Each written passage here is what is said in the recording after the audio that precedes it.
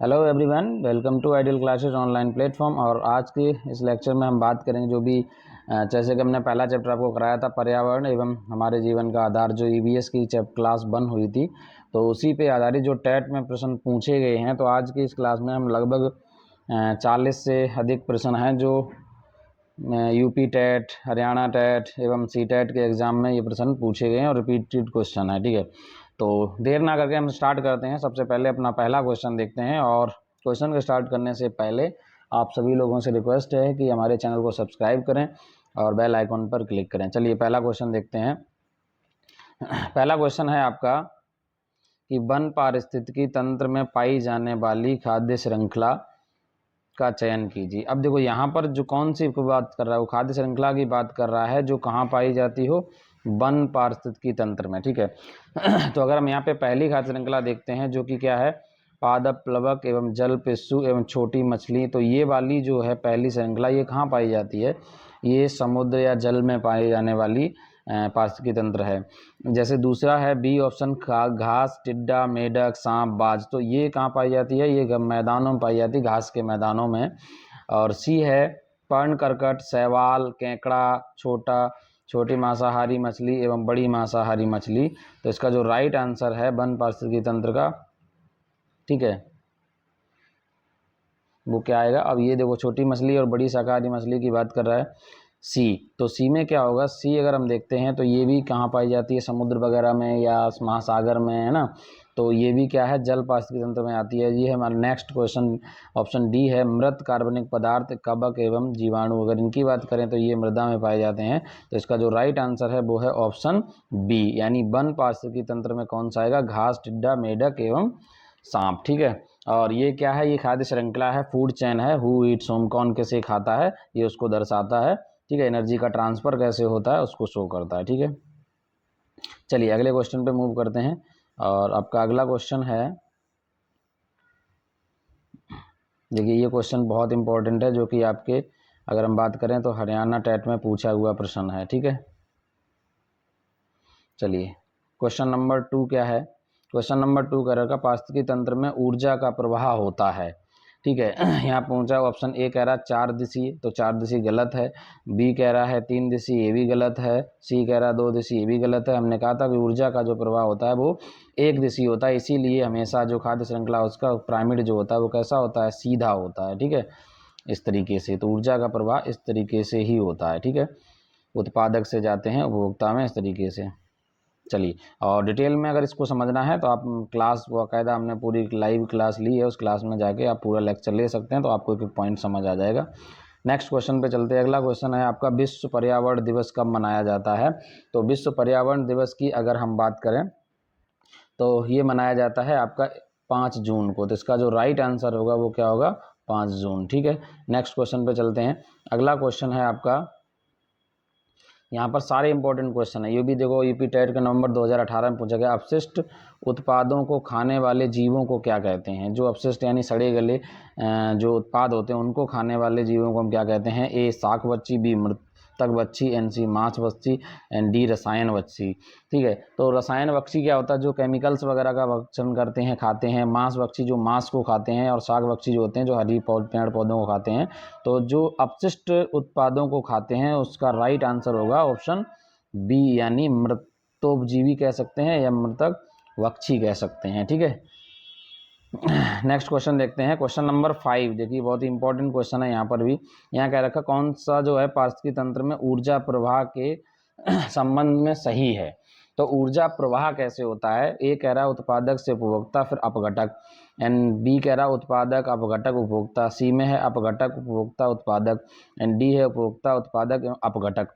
तो अगर हम बात करें ऊर्जा का प्रवाह एक दिशीय होता है। सबसे नीचे जो ऊर्जा किसी भी खाद्य श्रृंखला की जो सबसे निचले जो प्रवाह यानी स्टार्टिंग होता है वो क्या होता है, उत्पादकों से, उत्पादक यानी हरे पेड़ पौधों से।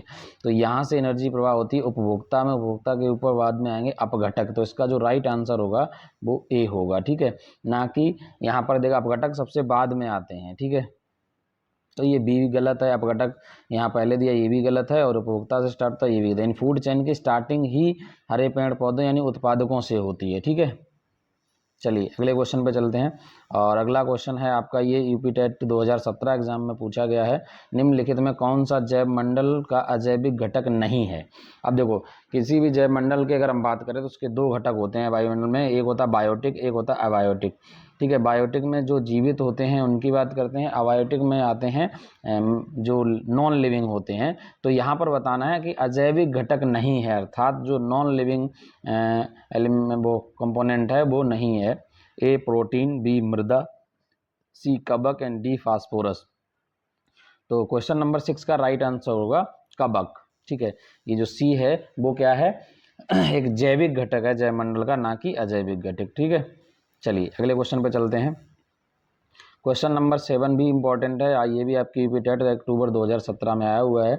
घास भूमि क्षेत्र के पारितंत्र खाद्य श्रृंखला में सबसे उच्च स्तर पर कौन आता है।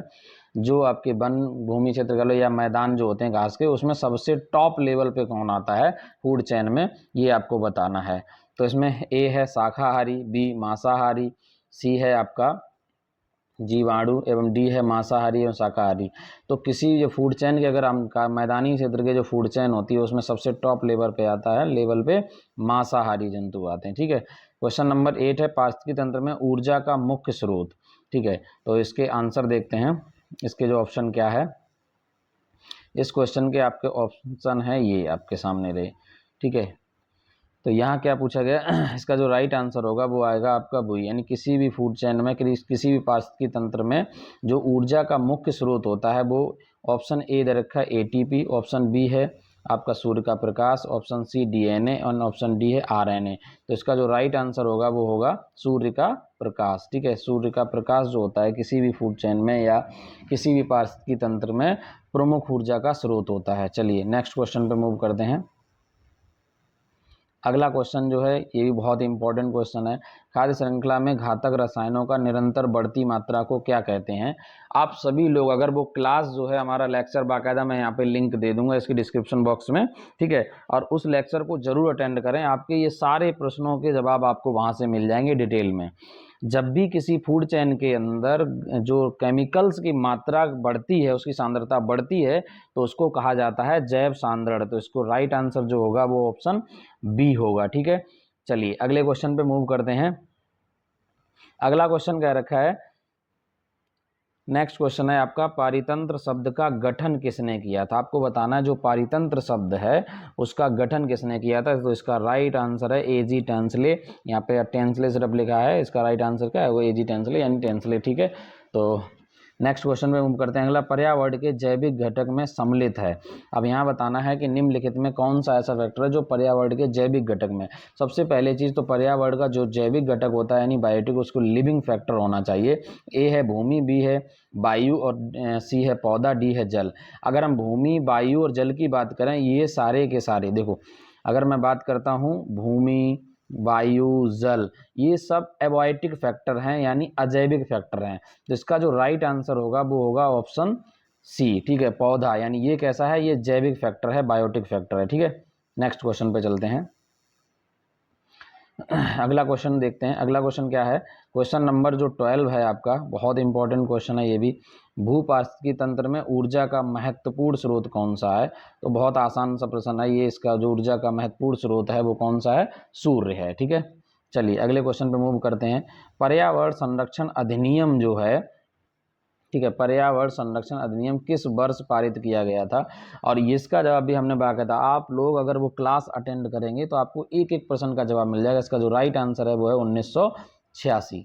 ठीक है, चलिए अगले क्वेश्चन पे मूव करते हैं। किसी खाद्य श्रृंखला में शाकाहारी होते हैं, किसी भी फूड चेन के अंदर जो हर्बीवोरस एनिमल्स होते हैं वो किसके अंतर्गत आते हैं, प्राथमिक उत्पादक, प्राथमिक उपभोक्ता या द्वितीयक उपभोक्ता या अपघटनकर्ता। तो इसका जो भी किसी भी फूड चेन के अंदर अगर हम बात करें जो शाकाहारी होते हैं वो क्या करते हैं, सीधे उत्पादक का भक्षण करते हैं, तो उनको हम कहते हैं प्राथमिक उपभोक्ता। तो इसका जो राइट आंसर होगा वो होगा बी। ठीक है, 14 का राइट आंसर क्या होगा, वी होगा। चलिए अगले क्वेश्चन पे चलते हैं। अगला क्वेश्चन है आपका, पारिस्थितिकी तंत्र के तत्वों के चक्रण को क्या कहा जाता है। ठीक है, जो कोई भी किसी पारिस्थितिकी तंत्र के अंदर जो तत्वों का चक्कर होता है उसको क्या कहते हैं। तो इस क्वेश्चन का जो राइट आंसर है उसे बोलते हैं जैव भू रासायनिक चक्र। ठीक है, इसका राइट आंसर क्या होगा? Option B. चलिए आगे चलते हैं, अगला क्वेश्चन भी इंपॉर्टेंट है। अगले क्वेश्चन में कहा गया कि किसी इकोसिस्टम में, अच्छा इकोसिस्टम की सही परिभाषा क्या है, एक्चुअल डेफिनीशन क्या है किसी इकोसिस्टम की? ठीक है, तो ऑप्शन ए आपका दे रखा है परस्पर क्रिया करने वाले जीव समुदाय, यानी इकोसिस्टम के अंदर क्या सिर्फ परस्पर क्रिया करने वाले जीव समुदाय आते हैं। दूसरा क्या रखा, किसी स्थान का अजीविक घटक, है ना, इस पे क्या रखा, सिर्फ यहाँ पे दिया है कि अजीविक घटक जो होते हैं उनकी बात करते हैं इसके अंदर। ठीक है, और पहले में कहा गया सिर्फ जीव समुदाय की बात कर रहे हैं, जबकि सी ऑप्शन का पृथ्वी और वायुमंडल का क्षेत्र जहाँ जीव रहते हैं। ठीक है, ऑप्शन सी। डी कह रहा जीव समुदाय और उसके वातावरण का संतुलित तंत्र। तो इस क्वेश्चन का जो राइट आंसर होगा वो होगा ऑप्शन डी, जीव समुदाय और उसके वातावरण का संतुलित जो तंत्र होता है उसी को पारितंत्र यानी इकोसिस्टम कहते हैं। ठीक है, चलिए अगले क्वेश्चन पे चलते हैं। अगला क्वेश्चन है किसी पारितंत्र में तत्वों के चक्र को, ये रिपीटेड क्वेश्चन है। देखो जब भी कोई रिपीटेड क्वेश्चन होता है या तो वो सेम प्रकार से आया होगा या फिर उसमें थोड़ा बहुत बदलाव होगा। इसके ऑप्शन देख लेते हैं, अभी हमने बताया भी था और मुझे लगता है कि आप सभी इसका आंसर दे सकते हैं। ए है भू जीव भू रासायनिक चक्र, भू वैज्ञानिक चक्र, रासायनिक चक्र, या इनमें से कोई नहीं। तो चूंकि मैंने अभी कराया है तो इसका आंसर आप लोग कमेंट में जरूर बताएं। चलिए अगले क्वेश्चन पे बात करते हैं। अगला क्वेश्चन है चिपको आंदोलन के प्रेरणा, मतलब है कि कौन किन्होंने नेतृत्व किया था चिपको आंदोलन का। ठीक है, तो ए है आपका हेमवती नंदन बहुगुणा, बी है सुंदरलाल बहुगुणा, सी है मदर टेरेसा, डी है महात्मा गांधी। तो जो चिपको आंदोलन है, चिपको आंदोलन का जो नेतृत्व किया था वो किया था सुंदरलाल बहुगुणा ने। ठीक है, इसका राइट आंसर होगा सुंदरलाल बहुगुणा। अगला क्वेश्चन है जैविक समुदाय में प्राथमिक उपभोक्ता क्या है? ठीक है, जैविक समुदाय में जो बायोटिक अपना जो भी जीव समुदाय है उसके अंदर जो प्राथमिक उपभोक्ता होते हैं वो कौन होते हैं? ए मांसाहारी, बी सर्वाहारी, सी शाकाहारी एंड डी डेट्रीवोर। तो इसका जो राइट आंसर होगा वो होता है हर्बीवोर यानी शाकाहारी। ठीक है, नेक्स्ट क्वेश्चन पे चलते हैं। अगला क्वेश्चन भी इंपॉर्टेंट क्वेश्चन है। सीधा सीधा क्वेश्चन के अंदर क्या दिया गया कि जब सांप जो है वो क्या करता है, मोर को खाता है। वो कह रहा है कि कोई भी मोर क्या करता है, सांप को खाता है और सांप कीड़ों को खाता है और कीड़े जो हैं वो हरे पौधों को खाते हैं, तो मोर का पोषण तल क्या होगा? ठीक है, यानी यहाँ पर आपको ट्रॉपिक लेवल पूछा गया है। ठीक है, और हमने कराया था आपको कि ट्रॉपिक लेवल होते हैं कि किस लेवल पे जाते हैं। तो इसमें कह रहा है कि इसमें आपको सबसे पहले प्राथमिक उपभोक्ता, देखो प्राथमिक उपभोक्ता तो हरे पौधे होंगे क्योंकि हरे पौधों को क्या खा रहा है, कीड़े, और कीड़ों खा रहा सांप। ठीक है, तो कीड़ों को सांप खा रहा है तो वो आएगा प्राथमिक उसमें।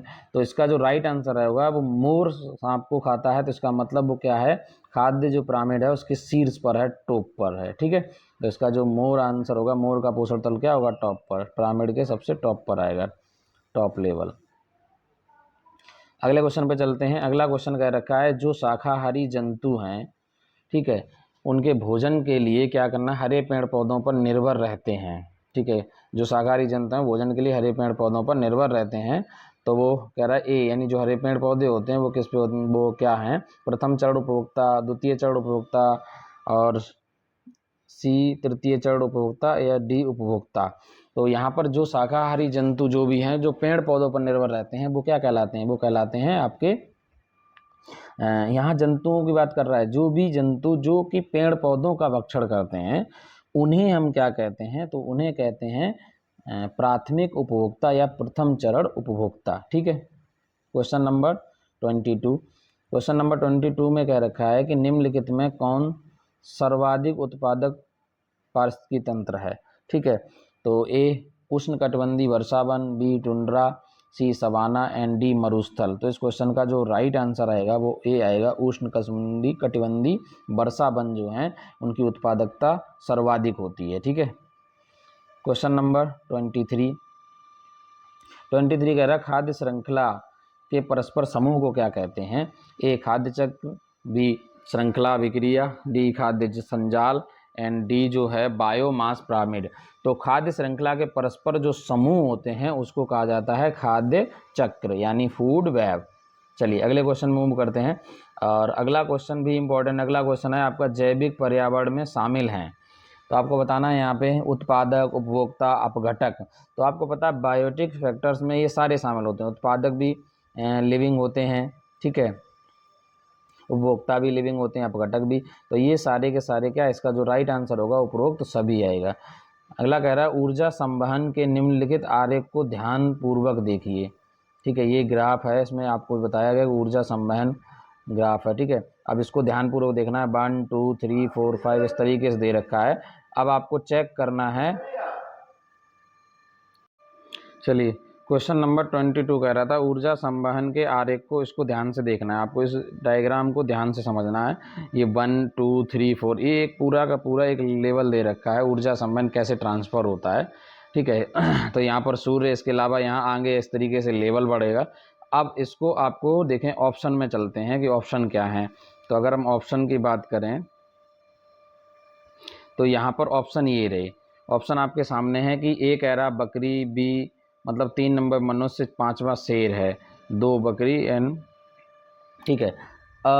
बी कह रहा है 2 नंबर पे सूरज। अब सूरज हमेशा क्या आता है, टॉप लेवल पे आता है, 1 नंबर पे आएगा। तो यहाँ पर ये दोनों तो सीधे सीधे गलत हैं, ठीक है, क्योंकि कभी आ ही नहीं सकते यहाँ पर। 2 नंबर सूरज कैसे है, नंबर 1 पे होगा सूरज और तीसरे पे है बकरी और फिर है मनुष्य, क्योंकि 2 नंबर पे ना तो बकरी हो सकती है और ना ही सूरज हो सकता है, क्योंकि जब ऊर्जा का उत्तरण होता है, ऊर्जा प्रवाह होता है, सबसे पहले सन से जो एब्जॉर्ब करते हैं एनर्जी वो होते हैं प्लांट, उत्पादक। प्लांट के बाद आएगी तीसरे नंबर पे बकरी, है ना। तो बकरी 3 नंबर पे होनी चाहिए, लेकिन यहाँ 2 नंबर सूरज, ये गलत हो गया। तो इसका जो राइट आंसर है वो ऑप्शन सी होगा, ठीक है। चलिए क्वेश्चन नंबर 26 देखते हैं। क्वेश्चन नंबर 26 जो है वो एक अध्यापक जो है वो मेधा पाटेकर, अमृता देवी बिश्नोई के योगदान पर बोल रहा था, क्योंकि, ठीक है। अब इसमें ये बताना है, ये कि देखो मेधा पाटेकर और अमृता देवी बिश्नोई जो हैं ये किससे रिलेटेड हैं। ऑप्शन ए है दोनों का संबंध जल आंदोलन से है, एंड ऑप्शन सी है दोनों महिला सशक्तिकरण आंदोलन संबंधित है, या दोनों का आंदोलन पर्यावरणीय मुद्दों पर है, या दोनों ने क्या किया, चिपको आंदोलन को आगे बढ़ाया, ठीक है। तो इस क्वेश्चन का जो राइट आंसर होगा वो होगा ऑप्शन सी, ठीक है। ऑप्शन सी जो होगा वो इसका क्या होगा, राइट आंसर होगा ऑप्शन सी, यानी दोनों आंदोलन क्या है, दोनों के जो आंदोलन हैं वो किससे रिलेटेड हैं, पर्यावरण आंदोलन से रिलेटेड हैं, यानी पर्यावरणीय मुद्दों से रिलेटेड हैं, ठीक है। मेधा पाटेकर जो हैं वो किससे संबंधित हैं, आपने देखा होगा, मैंने क्लास में कराया भी है कि वो किससे, मेधा पाटेकर जो हैं वो आपके नर्मदा आंदोलन से संबंधित हैं, ठीक है। और इसके अलावा अमृता देवी बिश्नोई की अगर हम बात करें तो वो संबंधित हैं चिपको आंदोलन से, जो राजस्थान में उन्होंने खेजड़ी जो विलेज है, गांव है, उसमें वृक्षों को, खेजड़ी नाम के जो वृक्ष होते हैं उनके संबंध में उन्होंने आंदोलन चलाया था। तो अमृता देवी बिश्नोई जो हैं वो राजस्थान से हैं, ठीक है। चलिए अगला है वन्य प्राणी सप्ताह। वन्य प्राणी सप्ताह जो है प्रतिवर्ष कब मनाया जाता है, आपको ये बताना है, ठीक है। वन्य प्राणी सप्ताह प्रतिवर्ष मनाया जाता है। तो इस क्वेश्चन का जो राइट आंसर है वो है आपका ऑप्शन सी, यानी अक्टूबर के प्रथम सप्ताह में, ठीक है। नेक्स्ट है क्वेश्चन नंबर 28। देखो जहाँ को समझाने वाली चीज़ वहाँ मैं क्लियर करता चलूँगा। सन 1992 में आपको बताना है कि जो पृथ्वी सम्मेलन हुआ था वो कहाँ पर हुआ था, ठीक है। तो ये सब हमने आपको पृथ्वी सम्मेलन पूरा डिटेल में ही पूरा चैप्टर कराया हुआ है। तो इसका जो राइट आंसर होगा वो होगा रियो डी जेनेरियो, ठीक है। ये ब्राज़ील का एक शहर है और ब्राज़ील का सबसे बड़ा शहर है। इवन ब्राज़ील का ही नहीं है, बल्कि अगर हम रियो डी जेनेरिया की बात करें तो ये साउथ अमेरिकी महाद्वीप में पड़ता है, साउथ अफ्रीका नहीं, साउथ अमेरिकी, ठीक है। साउथ अमेरिका जो आपका कॉन्टिनेंट है उस साउथ अमेरिका के अंदर अगर हम बात करें तो ये सबसे बड़ा शहर है पूरे महाद्वीप में, ठीक है। सबसे बड़ी सिटी है ये, ठीक है। चलो नेक्स्ट क्वेश्चन पे चलते हैं। अगला क्वेश्चन है आपका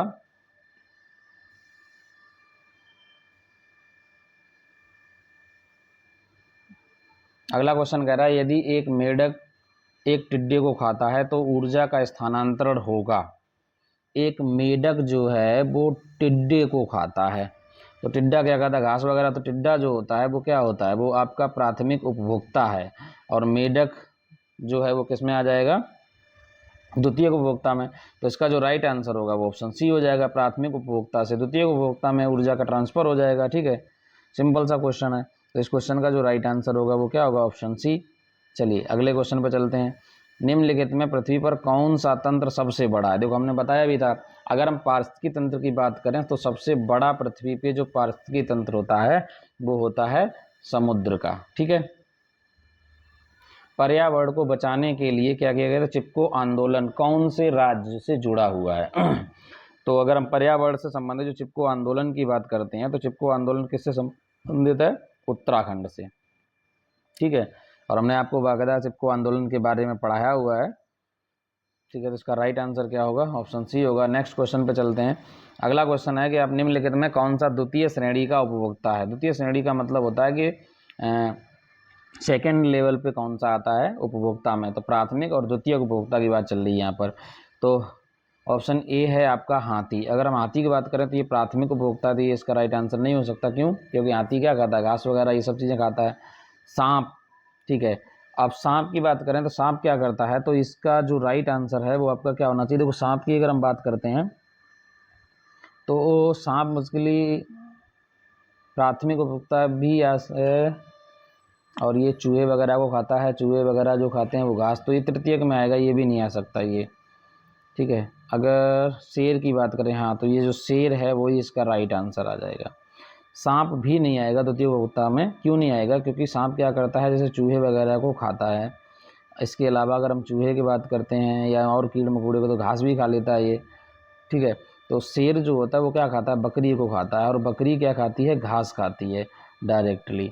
ठीक है, बकरी खाती है या शाकाहारी जानवरों को खाता है, तो शाकाहारी जानवर होते हैं प्राथमिक, और द्वितीयक में आ जाएगा आपका शेर। ठीक है, अब वैसे भी द्वितीयक श्रेणी में वो उपभोक्ता आते हैं जो कि मांसाहारी हैं। ठीक है, नेक्स्ट क्वेश्चन है आपका, चिपको आंदोलन किस राज्य से संबंधित है? ये रिपीटेड क्वेश्चन है जिसका आंसर आपको खुद कमेंट बॉक्स में बताना है। अगला क्वेश्चन है आपका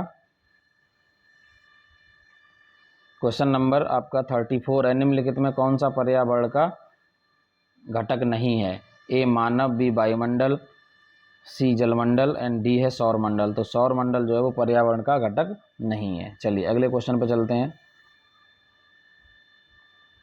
पर्यावरण संरक्षण निम्नलिखित में कौन सा गैर सरकारी संघ जो है वो समर्पित है? ए WWF, बी भारतीय वन्य जीव बोर्ड एंड सी है राष्ट्रीय वन्य जीवन क्रिया योजना, डी है उपरोक्त सभी।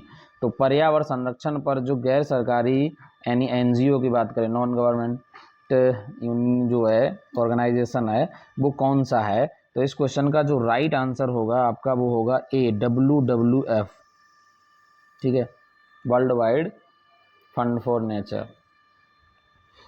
चलिए 10% लॉ आ गया यहाँ पर, और हमने बताया था कि जो 10% नियम है वो किसने दिया था? 10% लॉ क्या कहता है कि एनर्जी का जो ट्रांसफ़र होता है प्रत्येक लेवल में वो कितना होता है? वो होता है 10%, यानी हर ट्रॉपिक लेवल में अगर हम अगले लेवल पे जाते हैं नेक्स्ट लेवल में तो 10% ऊर्जा ट्रांसफ़र होती है, और ये नियम दिया था ए लिंडमैन ने। ठीक है, नेक्स्ट क्वेश्चन है आपका 37, इंपॉर्टेंट क्वेश्चन है जो कि आपके छत्तीसगढ़ टेट में पूछा गया है।